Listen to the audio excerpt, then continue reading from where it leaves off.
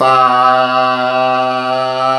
galera, aqui é o professor Gilmar Martins, o seu professor de exatas, e estamos aqui para dar continuidade ao módulo de geometria plana.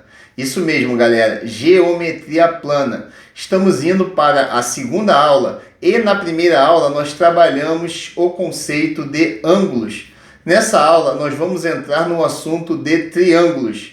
Preste atenção porque tem muito assunto interessante nesse módulo, nessa aula em específico, e não perca um segundo de aula sequer. Pessoal, quem não foi inscrito no canal ainda, botãozão vermelho aqui embaixo, inscrito, inscreva-se. Inscreva-se no canal, deixe aquele like maroto no vídeo, faça o seu comentário, a sua interação é muito importante para o nosso crescimento. Pessoal, vamos lá estudar? Vem comigo! Geometria plana, aula 2. Então vamos lá, pessoal. Eu não poderia começar essa aula de triângulo sem ser falando da condição de existência do mesmo. Então vamos lá. Condição de existência, a desigualdade triangular. Em qualquer triângulo, pessoal, a medida de um lado ela vai ser sempre menor que a soma da medida dos outros dois lados. Bom, então tá aí, pessoal, a representação de um triângulo. E eu nomeei os lados desse triângulo de A, B e C. Então, conforme a relação, a condição de existência desse triângulo, a gente tem que A vai ter que ser menor do que B mais C, B vai ter que ser menor do que A mais C e C vai ter que ser menor do que A mais B. Tá beleza, galera? Então, qualquer lado que você pegue, ele vai ter que ser menor do que a soma dos outros dois.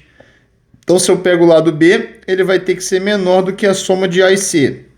Se eu pego o lado A, ele vai ter que ser menor do que a soma de B e C. Ou se eu pego o lado C, ele vai ter que ser menor do que a soma de B e A. Então tá aí, galera, condição de existência de um triângulo ou, como alguns chamam, desigualdade triangular. Bom, pessoal, outro assunto que eu quero trazer para vocês sobre triângulos é a respeito da soma das medidas dos ângulos internos. Então, galera, seja um triângulo ABC de ângulos Azinho, Bzinho e Czinho. Para eu demonstrar a soma, o valor da soma das medidas dos ângulos internos, eu vou utilizar do seguinte recurso. Eu vou traçar uma reta paralela a AB, passando por C, aqui em cima, ó. Então, traçada essa reta, galera, eu quero que vocês observem o seguinte. Eu vou chamar de Dzinho esse ângulo e vou chamar de Ezinho esse ângulo. Pessoal, conforme a gente viu na aula 1, com relação a ângulos, vocês podem observar aqui duas retas paralelas cortadas por uma transversal. Pessoal, tanto o ângulo Azinho e Dzinho e o ângulo B e o ângulo E, eles vão ser ângulos alternos internos. E eu vou relembrar para vocês por quê. Eles são alternos porque eles estão de lados opostos da reta transversal, nesse caso da reta AC. E eles são internos porque eles estão no interior das retas paralelas. Tá beleza? Mesmo pensamento com relação ao ângulo B e o ângulo E. Esses ângulos também são alternos internos porque eles estão em lados opostos da reta transversal CB e eles estão no interior das retas paralelas. Então, eles são ângulos alternos internos. Nós verificamos na primeira aula que os ângulos alternos internos, eles são iguais.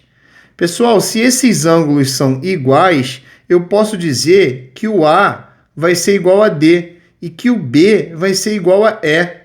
Pessoal, eu sei que D mais C mais E, ele vai ser igual a 180 graus.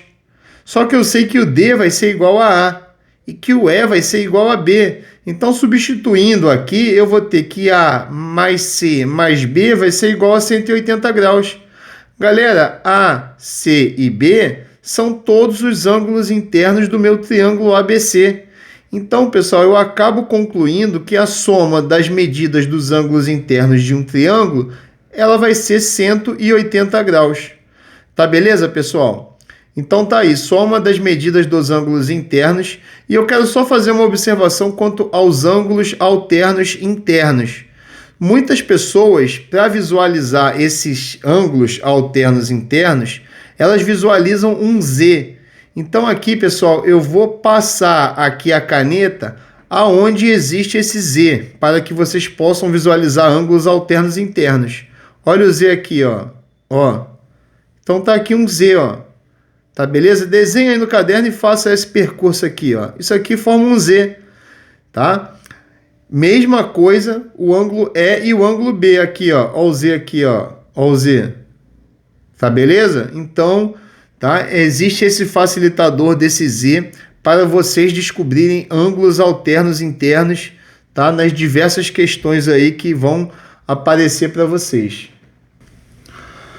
Bom, galera, vamos agora classificar os triângulos. Então, vamos classificar eles com relação aos lados e, posteriormente, com relação aos ângulos. Então, vamos começar com relação aos lados. Pessoal, nós temos 3 possibilidades com relação aos lados. Quais são elas, professor? As possibilidades são as seguintes. A primeira, lembrando que um triângulo tem 3 lados. A primeira, 3 lados iguais. A segunda, 2 lados iguais.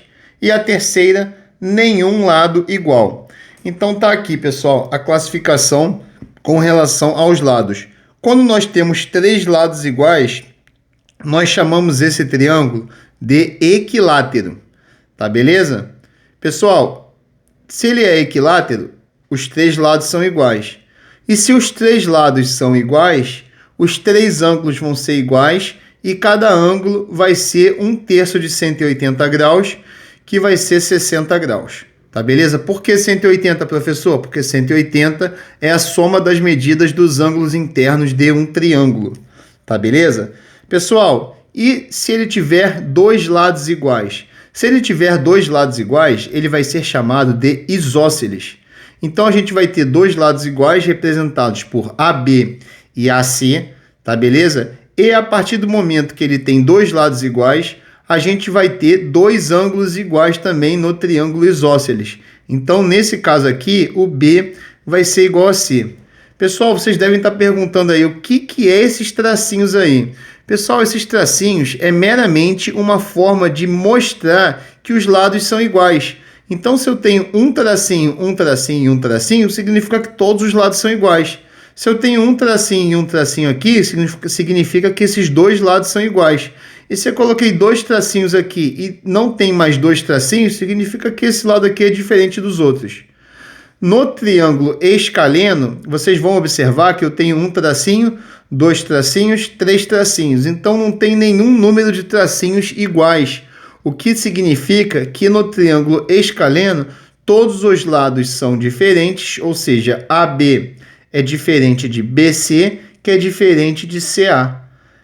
E também os ângulos vão ser diferentes. A, B e C, tá? Os ângulos vão ser diferentes. Então tá aí, pessoal, a nossa primeira classificação com relação aos lados dos triângulos. Bom, conforme eu falei anteriormente, uma outra forma de classificar um triângulo é com relação ao ângulo. Anteriormente nós classificamos com relação aos lados e agora nós vamos classificar com relação aos ângulos. Então, galera, nós podemos classificar de 3 formas. A primeira forma é o chamado triângulo acutângulo. E o que significa o triângulo acutângulo? Significa que todos os ângulos internos são agudos. O que é um ângulo agudo? São ângulos menores do que 90 graus. Tá beleza, pessoal? Então eu botei um mero exemplo aqui para vocês, 30, 70 e 80, representando que todos os ângulos desse triângulo são menores do que 90 graus. Obviamente, nós poderíamos ter outros valores de ângulos desse triângulo, desde que, para que ele seja acutângulo, todos esses ângulos têm que ser menor do que 90 graus. Pessoal, uma segunda forma da gente classificar um triângulo com relação ao ângulo é chamando ele de retângulo. E se o triângulo é retângulo, significa necessariamente que um ângulo interno ele vai ser reto, ou seja, ele vai ser igual a 90 graus. Galera, eu botei aqui um quadradinho aqui e não espantem, essa é a forma da gente classificar, da gente representar um ângulo reto, ou seja, um ângulo de 90 graus. Então, toda vez que vocês verem um quadradinho, tá, representando um ângulo, significa que esse ângulo é de 90 graus e significa que esse triângulo é um triângulo retângulo. Obviamente, pessoal, os outros dois ângulos, eles vão ter que somar 90 graus, tá beleza? Porque se a soma dos ângulos internos é 180 e um dos ângulos é 90, 180 menos 90 dá 90. Então, os outros dois ângulos vão ter que somar 90 graus. Eu coloquei aqui como exemplo os outros dois ângulos sendo 30 e 60, mas eles poderiam ser outros ângulos, tá beleza?